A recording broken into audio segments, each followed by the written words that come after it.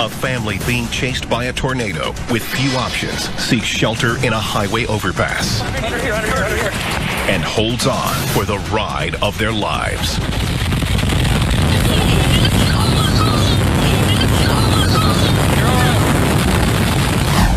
April 26, 1991, Kansas. Butch Gilbert and his daughters are driving south on the Kansas Turnpike. No stranger to tornadoes, Butch is not concerned about the weather.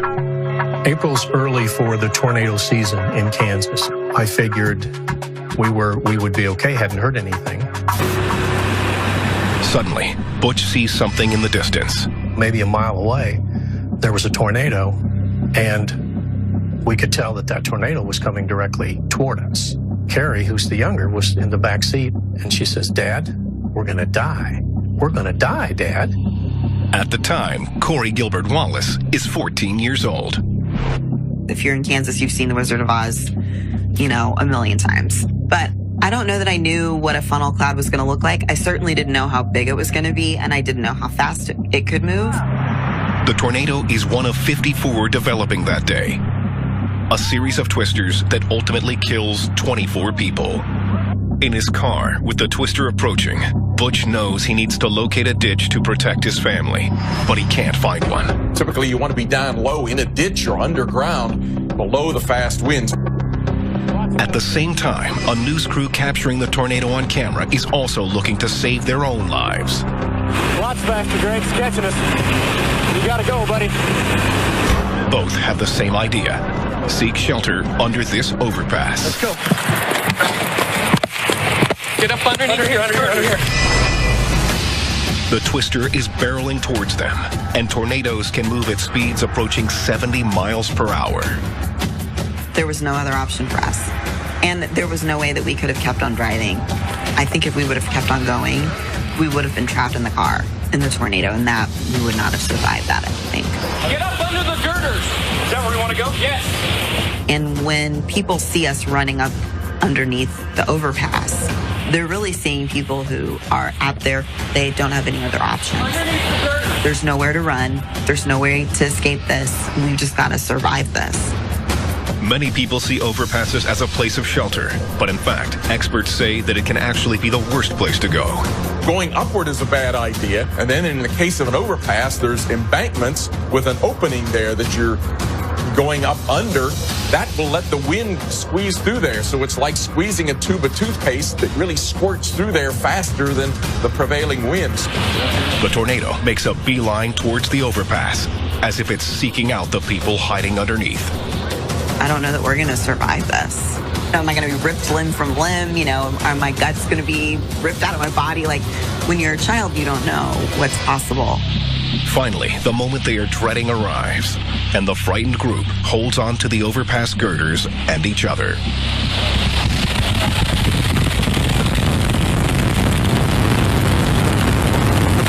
I will never forget that sound. That was so loud, and at the same time as the temperature dropped, and you could feel the pressure, and the sound was so loud, you could feel the sound. I could feel the sound. I think there really is a sense of gravity. You can feel the gravity of the tornado. Like, there's a weight to it because there's so much velocity. I would say, without a doubt, that was the most intense 20 or 30 seconds of my life. I got you. Hang on. You're all right. They take the brunt of it without a scratch, and the tornado keeps moving along the Kansas Turnpike. It's okay. Experts advise strongly against seeking shelter under a bridge or overpass. Most don't have the shelf this one does, so experts say they should be avoided. People should never seek shelter under an overpass. It does give the wrong impression that you can survive. It's terrible. It's a terrible thing to do. Butch and Corey reminisce from time to time about their brush with death, but younger sister Carrie doesn't join in. She didn't want to think about it. She had several times where she would wake up in the middle of the night and she would be dreaming about it. And I think it stayed with her. Though experts say you should not ride out a storm beneath an overpass, The Gilberts are grateful for the one they found along Route 35. We were very, very lucky. We were very lucky. But not every driver is so lucky. The ones in this ice storm barely stand a chance. January 16th, 2007. A teacher enjoying a rare snow day in Portland, Oregon, hopes for some quiet time off. Instead, he gets a front row seat to an unbelievable round of bumper cars.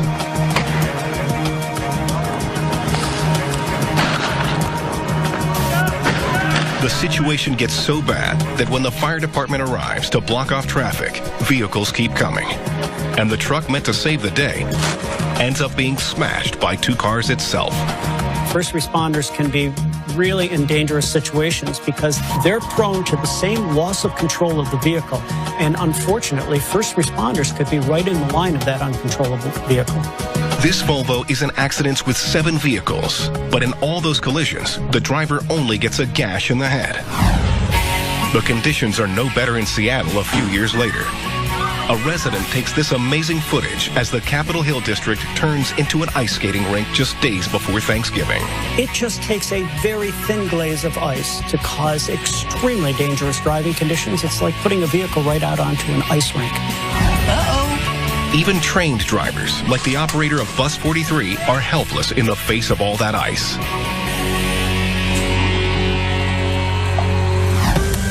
Ice is also a common culprit in the wet climate of southwest Britain.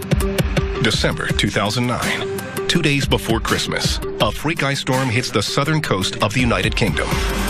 Craig Wynn decides to stay indoors and starts shooting the slippery scene, but he never expected to see this.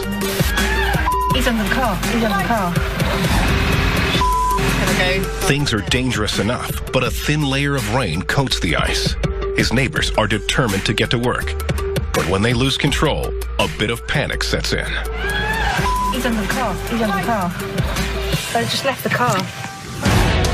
When we return, a day of touring in Tokyo nearly turns deadly. Oh my God. At some point, I was sitting down and I was praying. And a deluge causes mayhem in the island country of Mauritius. And later, a cameraman in a wildfire. The Williams Fire is like a war zone. Dude, your life ain't worth it, man. When weather caught on camera continues.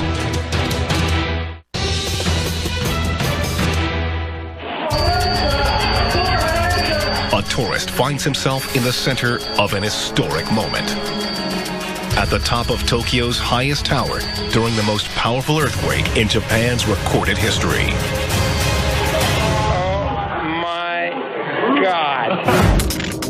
Carlos Asarta, an economics professor now at the University of Delaware, is invited to speak at the prestigious Waseda University. He lands on March 10th, 2011, all set for a day of sightseeing the following day. One of the professors that invited me came to pick me up, and we were going to do a tour of Tokyo. And Tokyo Tower was the first thing that we went to see. At the time, the 1,092-foot Tokyo Tower is the tallest structure in the entire country and a favorite tourist spot where the map of the city really comes alive. It was the first thing I visited and the last thing I visited in Tokyo. Not long after he gets to the top, Carlos starts to feel vibrations. But these vibrations are far from normal. And so I actually took my camera out. I started recording, not knowing that it was an earthquake. I just thought, this is cool. I'm going to show my wife when I get back how it kind of moves a little bit on the top. At first, I thought it was simply the wind just moving the tower. And the other professor that was with me said, oh, don't worry, we're safe. And so I thought, well, this is an earthquake. Everybody's used to it. They're not going to do anything about it. No good, but it's safe. And then all of a sudden, he started getting worried, and I could hear it. He was making noises. He was really worried, and then people started yelling and crying, and so I figured we were in trouble. We were in a little bit of trouble. Well, it was one of the larger earthquakes in recorded history, meaning since seismographs were developed and we can measure these things quantitatively. I had never experienced an earthquake, so I didn't know what it felt like, but seeing the locals being so scared, I figured that it was a serious event. Carlos Asarta has found himself on top of the tallest structure in the country during a 9.0 magnitude earthquake. Magnitude 9 is about the largest we normally get on the Earth here. There must have been somebody that was extremely afraid, and you can hear it throughout the whole recording, just screaming, or maybe a couple of people just screaming. Tokyo is as prepared for an earthquake as any city in the world. But to Asarta, it seems like this tower may not be able to handle an earthquake of this magnitude.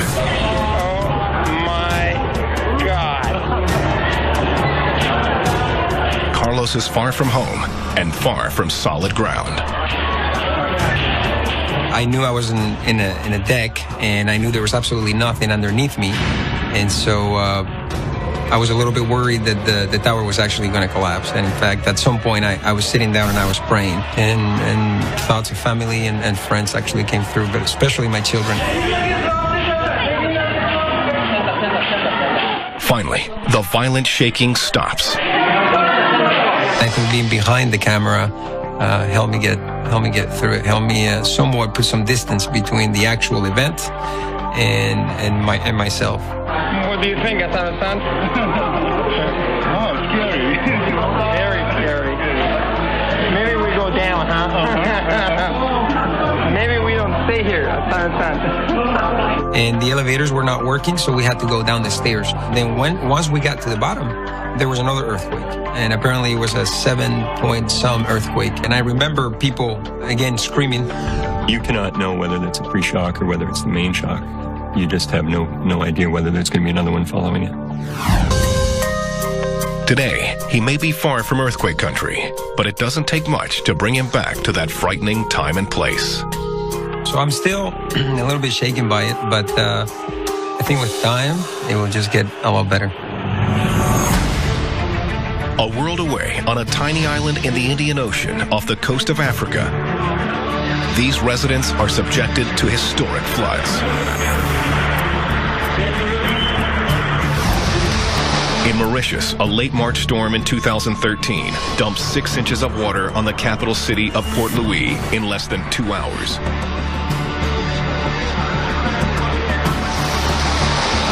Swollen streams and rivers soon overflow. Rain was in the forecast, but not this much, and not in such a short amount of time. If the grounds are saturated as well, if you've already had a lot of moisture in the ground, there's nowhere for that water to go. You know, it only takes about 6 inches of swiftly moving water to knock you off your feet. That's it, just 6 inches of swiftly moving water. Multiple people are washed away, caught in these instant rapids. Some are saved, but a total of 11 people die in this deluge. You know, a lot of us think of water as a friendly thing. We brush our teeth with it, we drink it, we go to the beach, it's a fun thing. But when it's moving so quickly, even a little amount can be very destructive.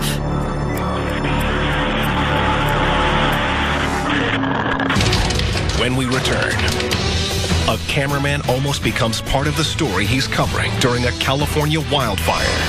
When a hot ember falls on you and you can feel the heat from it, it's enough to tell you hello. And a bolt out of the blue creates a shocking effect. And later, a Texas city is invaded. I mean, within 2 minutes, it was on top of us. I was scared. When Weather Caught on Camera continues.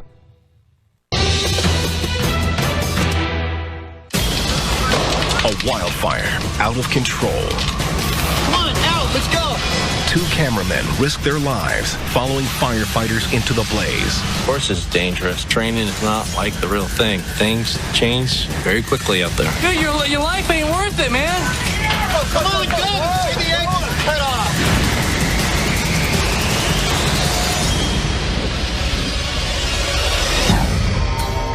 In September 2002, a fire starts in the San Dimas Canyon area of Southern California. It will go into the history books as the Williams Fire. The Williams Fire is like a war zone. You have fire all around you. When you got something that's taken several days and going in the thousands of acres, and you've got ground crews, hotshot teams, it's a big fire.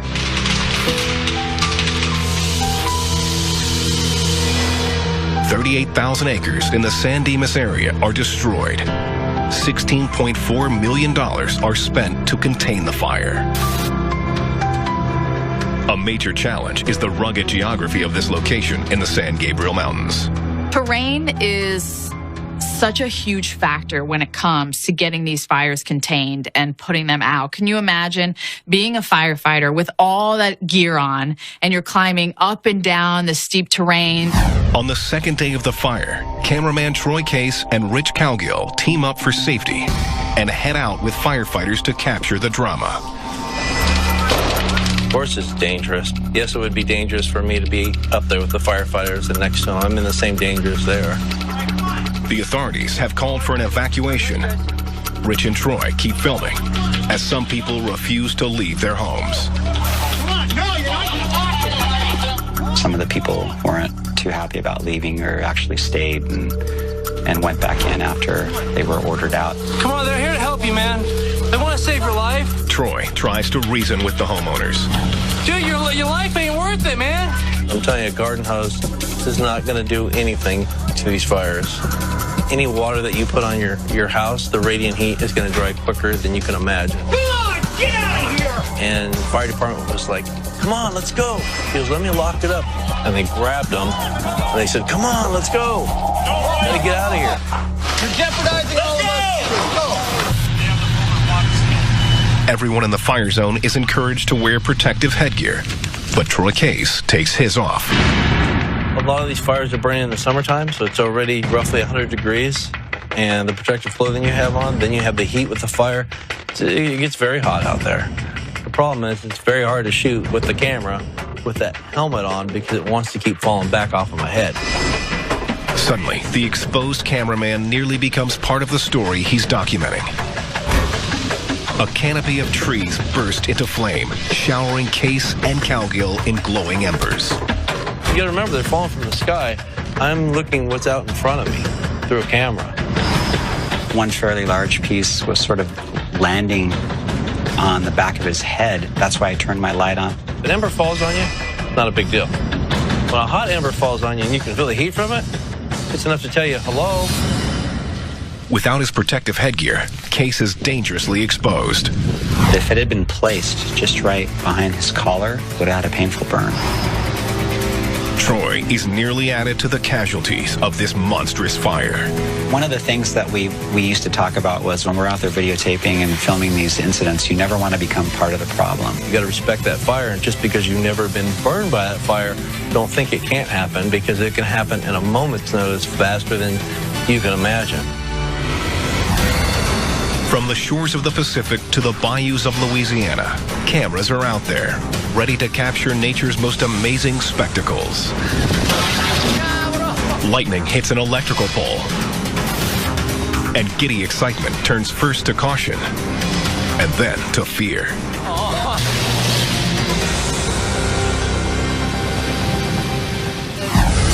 2009, the student housing at McNeese State University in Louisiana.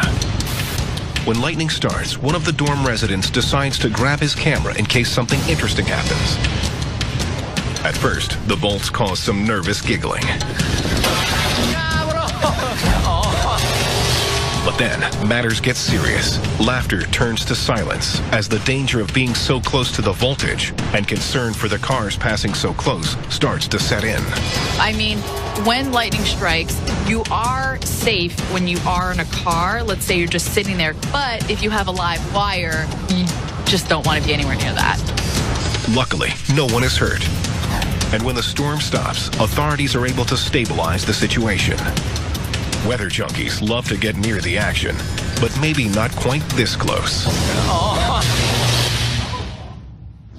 When we return, things get apocalyptic in the Southwest. It's coming right at us. When an eerie darkness descends. I really didn't think I was in danger until I got out of the car.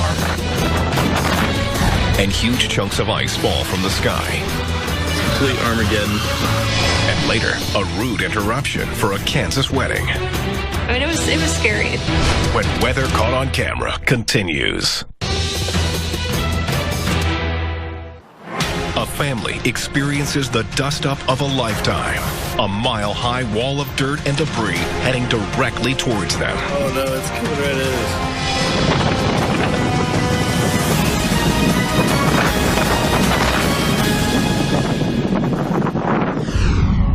October 2011, Lubbock, Texas. It is the autumn following an historic drought. In fact, the preceding summer is one of the hottest many can remember, and the fall hasn't offered much relief. This drought was one of the worst on record for the United States, comparable to some of the worst that this area has seen. Texas was bad. Some places, like Kansas, were even worse. But life goes on, and in West Texas, that means football. October 17th, Kevin and Courtney Watt bring their daughter and a friend to see their son take the gridiron. They arrive at 5:30 p.m. And we get there, and my husband's like, is there a fire over there? And after looking at it for a minute, I realized that's not a fire, that's dirt. And, you know, it was coming in, and it was coming in very quickly. There's nothing good about dirt. Look at that. I had never, in all my years here in West Texas, seen anything like it. When you have really dry ground, you have all this loose soil and dirt and everything that's on the ground. And a thunderstorm comes in. And in this thunderstorm, you have downdrafts, just these strong bursts of wind. The rain-cooled air of the thunderstorm comes rushing down to the ground. Then it hits the ground and spreads out in strong outflow. That kicks up the dust. And then on the leading edge of that, there's sometimes some rising motion that will pick the dust up into a wall of dust several thousand feet. So you get this wall of dust marching across the countryside. I've never seen anything like that. Whatever it is, it's big. It's very big, and it's coming right at us. Sometimes these are described as sandstorms, but that's not really the case. Almost everything that you're seeing is dust. Dust raised by wind, with the dust going several thousand feet up into the sky, often appearing as a wall of dust moving across the countryside. As it got closer and you saw actually how thick it was and how massive it was, this was not a regular sandstorm. It's blacked out. Look at that. The dry weather has created the perfect conditions for this monumental dust storm. It didn't take long. I mean, within 2 minutes, it was on top of us. I was scared. Oh no, it's coming right at us. We've seen some pretty bad storms in our history, but never seen a dirt storm like this. The family decides that the safest thing to do is to stay in the car. And then they see someone in the distance. I looked out the window and I just saw a random guy running. If you really look at the video, he really was running for his life. It did remind me of a movie, like a horror movie, when the city's running for their lives and this big monster's coming after you. He's running for his life. He did not look like he was having a very good time. No, he looked like he was ready to get out of there. Then, the stranger having run past, the dust cloud envelops them. Look at that. Kevin wants to keep his car and its passengers from being inundated by the dust from the open window. But he's determined to catch it all on camera, so he steps outside. Oh my God, no, I gotta keep filming. And my husband gets out of the car, which, you know, I'm like, are you sure you want to do that? I really didn't think I was in danger until I got out of the car and I started filming, and I realized how fast that the gusts were. Wow. Day turns to night.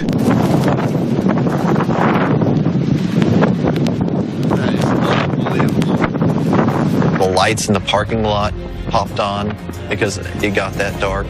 And it was just, you know, you could see my headlights in the video. There's just a beam shooting out. And, you know, just before that, I mean, it was just regular daylight. I mean, just a regular day. It was just incredible.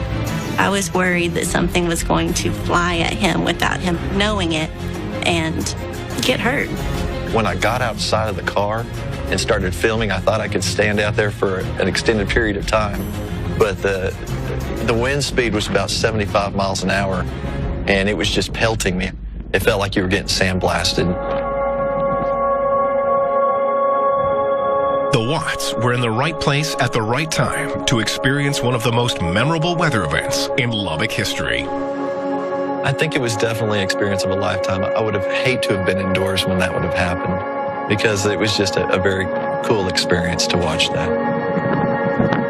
Neighboring Oklahoma contends with much of the same extreme weather as West Texas. But on this day in May 2010, it wasn't a drought that concerned people. It was what was falling from the sky that was the problem. The house is shaking. It's like a freaking war zone. Oh my God, it's in the windows! A hailstorm of epic proportions. One that will ultimately cause $1 billion in damage. It's complete Armageddon. May 16th, Oklahoma City. It's the time of year that people are on the lookout for tornadoes. So when Aaron Snow notices that it's getting especially windy, it isn't something that he wants to play around with. It's getting windy. Hey, come here, we need to go inside. What he doesn't know is that a huge supercell thunderstorm has descended on the area. We call those thunderstorms supercell thunderstorms. They sometimes produce tornadoes as well. Those updrafts initially create small ice pellets, but then additional liquid water comes up that's chilled a little bit below freezing, freezes onto those initial kernels of ice, and the hailstone grows. When that hail gets too heavy, that's when it falls to the ground. They're almost baseballs. Hail ranging in size from golf balls to softballs. Hailstorms can be extremely destructive. In order to get dents on your car, for instance, you have to have golf ball size hail. That's 1 3/4 inches. Those largest hailstones can sometimes get so large, up to 8 inches in diameter, softball size. It can actually poke holes in roofs of things. Hailstorms, hailstones can be extremely destructive. All over town, the story is the same. Windows are breaking! Oh my God, kitchen windows! This is not cool. And when the storm subsides, the power of ice hurling at extreme velocity from the sky sinks in.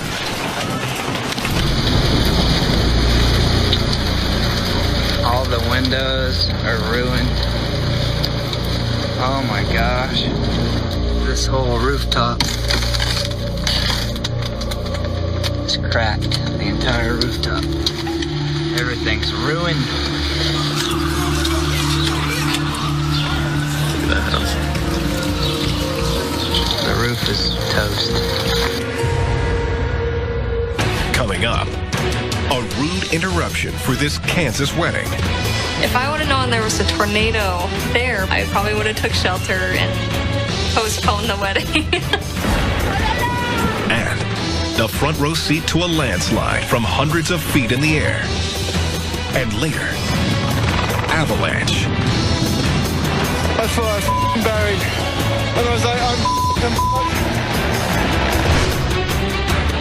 When Weather Caught on Camera returns.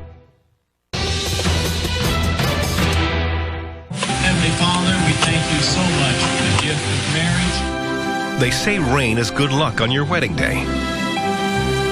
So what kind of omen is a tornado? Kendra Frederick and Caleb Pence perform in the rodeo. So when he asked her for her hand in marriage, an outdoor wedding on a farm in his native Kansas seemed only fitting. The big day comes, May 19th, 2012. Storms are in the forecast, including a chance of tornadoes. It wasn't supposed to hit until midnight, and it rolled in. Being Kansas, you never really can tell. It rolled in a lot sooner than we thought. And thus the two become one. Let's bow together in prayer. Caleb notices that the weather is looking ominous. Well, my uncle who was marrying us, he said, let's get it going because the rain was coming in. Me and my dad, of course, walked down the aisle and didn't notice anything going on with the weather. We just went on with it, and I did not notice anything in the background at all. But a gathering storm is right behind them. A tornado which was rated EF3. Still, the wedding proceeds as planned. If I would have known there was a tornado there before this started, I probably would not have walk down the aisle. I probably would have took shelter and postponed the wedding. Being from Kansas, Caleb's side of the family is calm. The twister is far away and not moving in their direction. Plus, Caleb has other things on his mind. I was getting married. I wasn't really thinking about tornadoes. I really didn't care. I mean, it was very nerve-wracking for me to get married, so it just didn't really matter. During the ceremony, Caleb leans over and whispers to the future Mrs. Pence. I was like, hey, Kendra, there's tornadoes forming up by Harper. And she leaned over and said, I don't want to hear about it. I was like, that's not true. And I honestly just told him, I was like, no, that's not true. I just told him, like, just be quiet. There's not a tornado. The ceremony continues, with the guests from the bride's side of the family getting increasingly concerned. People came up to me afterwards, like, we need to take shelter. So, I mean, it was scary thinking that was possible.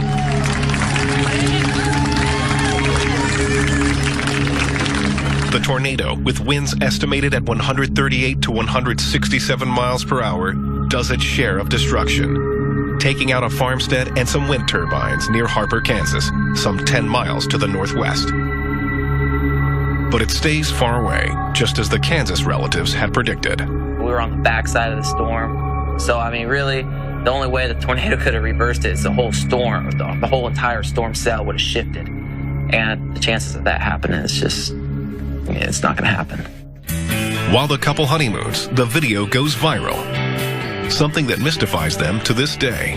I can see why they think, we're almost crazy for just taking pictures with this thing, but then again, it's where we're from, so I mean, that's what we deal with. I wouldn't recommend anybody to stand out there like we did unless you are smart enough to figure out where the storm's going, how to read the storm. If you're not used to storms, don't do that. Having one's wedding become an internet sensation has its pros and cons, but the Pences choose to look at the bright side. When I watch that video, I get goosebumps, like, honestly, because I mean, that's a big tornado for what I've ever seen. Some feel that the Pences were daredevils, but was their ceremony more daring than hanging off a cliff in the French Alps? Danger doesn't bother these friends, especially when it gets them this close to one of the Alps' famous mudslides. Alexandra Merviel takes out a camera.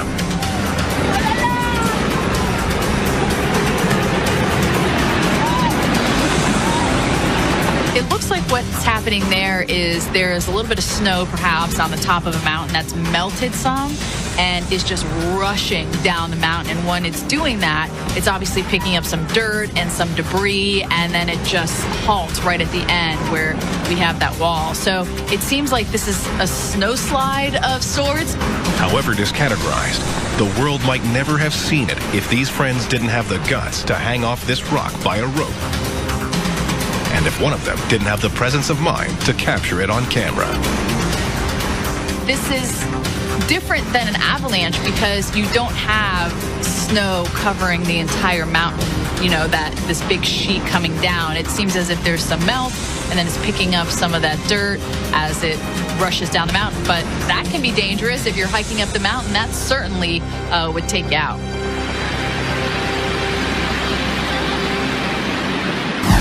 When we return, an avalanche is touched off, providing a filmmaker with the ride of his life. And I was like, If you're 9 feet below, it's pretty much over. 3 meters down, you're pretty screwed. And an earthquake in Baja California produces waves of amazement and fear. All caught on camera.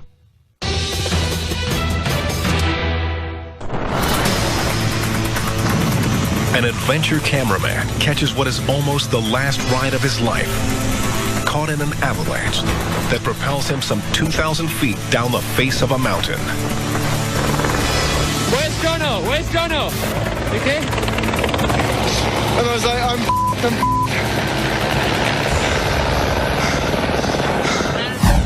2008. In New Zealand, August means amazing winter sports. We were really excited. We just knew we were going to have completely epic conditions. British filmmaker John O'Verity has come here to work on a snowboarding film. An experienced backcountry snowboarder, Jono is aware that avalanches are a constant danger. If you have different layers throughout the winter, sometimes it's freezing and then thawing and everything's piling on top of that, and that slab gets unstable and that whole slab can come down. He's told the chances of an avalanche are low right now. But if one does happen here, there is a terrain trap or pit at the bottom where snow can collect, but also bury a victim deep below. You die one of two ways if you get caught in an avalanche. One is that the avalanche will drag you over a cliff or into a rock. The other is that you don't get smashed by a rock, but it stops when you're under the snow. You'll literally be set in concrete. There's no digging yourself out. So both of those are pretty undesirable ways of dying. 10 seconds. Camera in hand, Jono is shooting a tracking shot of another snowboarder who also has a camera mounted on his helmet. But they get into trouble moments into the run. As I put this turn in, it kicked up a lot of snow. I want to get snow on the lens. And snow just wasn't clearing. I just thought, oh, that really has kicked up a lot of snow. And then I looked around me, and the entire face was turning into cubes and slabs of snow around me, and everything, although it was kind of staying in the same place, it was undulating and moving. And then I realized that I was in an avalanche, and my first thought was, this isn't happening to me. No, this is not happening to me. And then I just thought, survive this thing. I'm going to survive it. Very much on his mind is the terrain trap below, which can collect an estimated 15 feet of snow in a matter of seconds. Jono is carrying a beacon to aid in search and rescue, but if he's too deep, there won't be time to dig him out. If you're 9 feet below, it's pretty much over. 3 meters down, you're pretty screwed. Statistics show that if you're buried more than 6 feet deep, you have nearly a 0 chance of surviving an avalanche. If you're closer to the surface than that in the avalanche, there's about a 90% survival rate if you're rescued within 15 minutes, about 50% if you're rescued within 30 minutes. Things are not looking good. I was hit by this wave of snow from behind, and it just started getting heavier and heavier and darker and darker. Amazingly, the terrain trap actually works to Jono's advantage. It started to slow down, and then it was the strangest feeling. It suddenly sped up, and at that point, I was suddenly weightless, and everything went light again. And I think what had happened is that the snow had gone into this terrain trap, and then it had gone up, and the weight of the snow had taken me right through it and spat me out, and I was actually thrown into the air.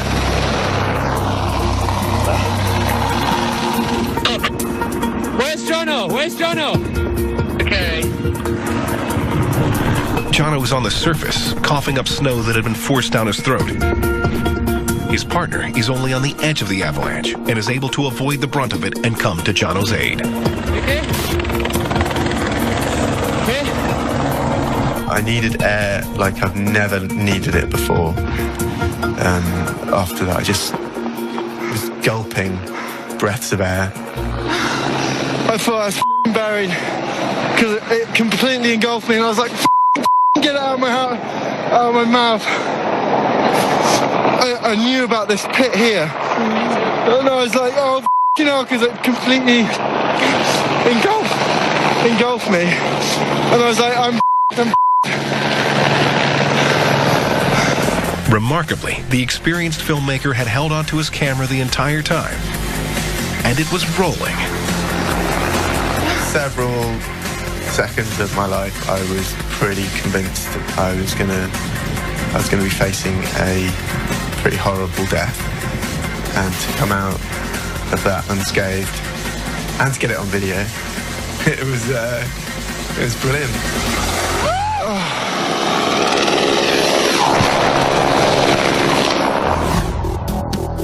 From snow to sun, nature always seems to present a spectacle. On the border between Mexico and Southern California, people know what to expect from an earthquake. I want to get this live. 3:40 p.m. on Easter Day 2010. A 7.2 magnitude earthquake hits the Mexican state of Baja California, about 50 miles south of the border. But it can be felt throughout the region. Many people are outside, so they safely go for the roller coaster ride. Others become fascinated by the effect it has on their pools. Took about a foot of water, more than a foot of water out of the pool.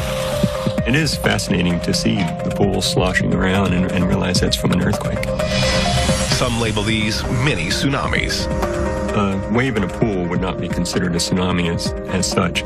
The mechanism for causing it, though, is the same. Where if you shift the ground beneath the body of water, you're going to get a wave. Only 2 deaths are reported, and considering the severity of the quake, there's only minimal property damage. The region bounces back quickly, but they'll be talking about the Easter quake on the border and the waves it fostered for a long time.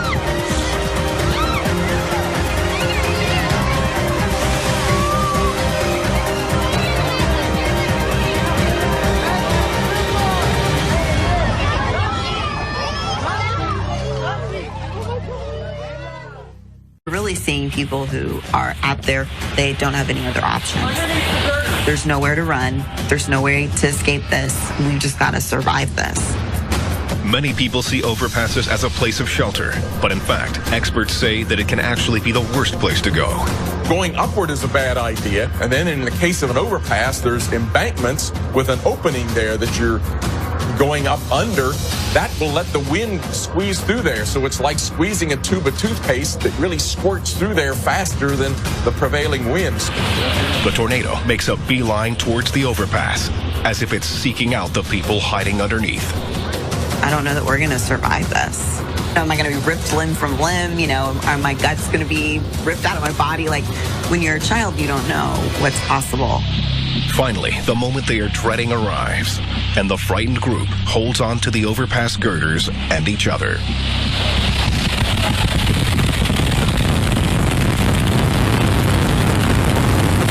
I will never forget that sound. That was so loud, and at the same time as the temperature. Get up under the girders! Chased by a tornado. She says, "Dad, we're gonna die. We're gonna die, Dad." A wildfire out of control. Dude, your life ain't worth it, man. And an unexpected guest at a wedding. I was like, that's not true. There's not a tornado. Plus, the dust storm of a lifetime. Dreaded for his life. And Oh my God. surviving a 9.0 earthquake on top of the highest tower in Tokyo. I was a little bit worried that the tower was actually going to collapse. Avalanches. It completely engulfed me. And floods and hail of epic proportions. Uh-oh. It's all up next on this edition of Weather Caught on Camera.